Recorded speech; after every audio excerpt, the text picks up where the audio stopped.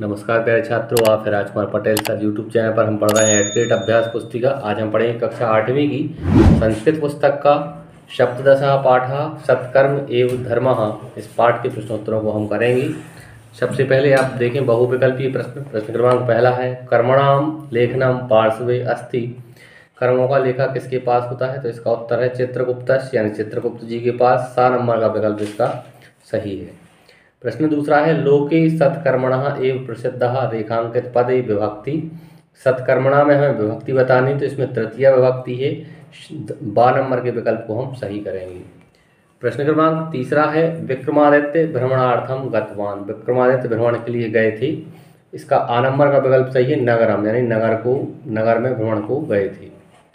प्रश्न क्रमांक चौथा है एकम रोगणम दृष्ट्वा राज्ञा मनसि उद्भूतम। एक रोगी को देखकर राजा के मन में क्या उद्बोध हुआ? तो इसमें आप देख रहे हैं दा नंबर का विकल्प सही होगा वैराग्यम, यानी वैराग्य उनके मन में उत्पन्न हुआ।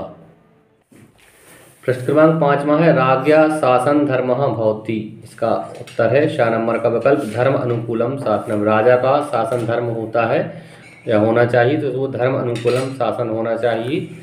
आगे देखें रिक्त स्थान आनी पूर्यत। रिक्त स्थानों की पूर्ति करनी है। प्रश्न 6वां है एकदा पदम खालिस्तान अस्ति। एकदा जो पद है वो कैसा पद है? तो ये अव्यय पद है, यहाँ लिखेंगे हम अव्ययम। 7वां प्रश्न है विक्रमादित्य खालिस्तान आरब्धवान। विक्रमादित्य ने क्या की? तो यहाँ लिखेंगे हम कठिन तपस्याम। विक्रमादित्य ने कठिन तपस्या आरंभ की। 8वां प्रश्न है परलोके एव खालिस्तान साधित। परलोक से हमें तपस्या से साधते हैं, यहाँ लिखेंगे हम तपस्या। 9वां प्रश्न है कर्मणि अधमानि संति तरहि खालिस्तान पतंती। अगर कर्म हमारे अधम है तो नरक के है, यहाँ लिखेंगे हम नरके, यानी नरक में जाते हैं। प्रश्न 10वां है दर्शितवान पदे खालिस्तान प्रत्ययास्ति। दर्शितवान में प्रत्यय है, तो इसमें कितवतु प्रत्यय है, यहाँ हम लिखेंगे कितवतु। प्रश्न क्रमांक 11वां है एक पदेन उत्तरम हमें यहाँ लिखना है आगे से सत्कर्म एव किम। सत्कर्म एव धर्मः। सत्कर्म ही धर्म है, यहाँ लिखेंगे हम धर्म। प्रश्न 12वां है का रोगणम दृष्टवान। किसने रोगी को देखा? इसमें लिखेंगे हम विक्रमादित्य, यानी विक्रमादित्य ने देखा। प्रश्न क्रमांक 13वां है तपस्या किम साध्यते। इसमें लिखेंगे हम परलोका। तपस्या क्या साध्य है? यहाँ लिखेंगे परलोका। प्रश्न 14वां है महात्मा केन बलेन यमलोकस्य दृश्यम दर्शितवान।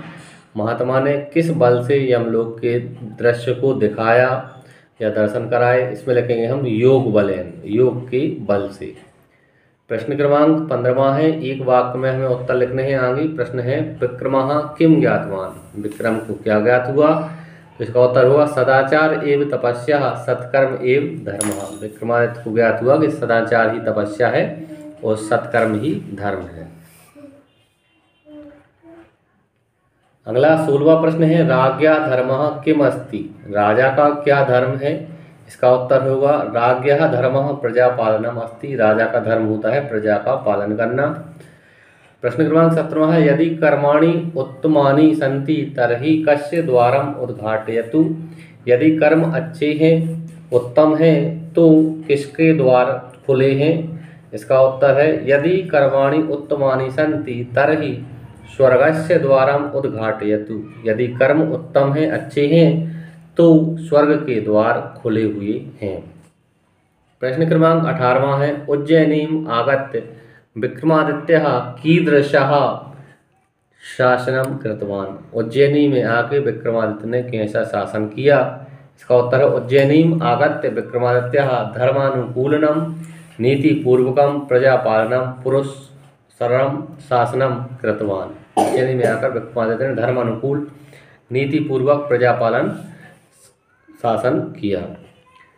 आगे है निर्देश दीर्घ उत्तरम लिखा। दीर्घ उत्तरीय प्रश्न है। प्रश्न 19वां है पाठे प्रयुक्तानाम कितवतु प्रत्यय युक्त शब्दानाम सारणी निर्माणम कुरुत। पाठ में आए हुए प्रयुक्त हुई कितवतु प्रत्यय की युक्त शब्दों को हमें इस सारणी में लिखना है। जैसे दृष्टवान आरब्धवान, उसी प्रकार से हम लिखा है उपदिष्टवान, पृष्ठवान, दर्शितवान, आदिष्टवान, ज्ञातवान, आगतवान और कृतवान। ये जो सब शब्द देख रहे हैं आप, ये कितवतु प्रत्यय के उदाहरण हैं।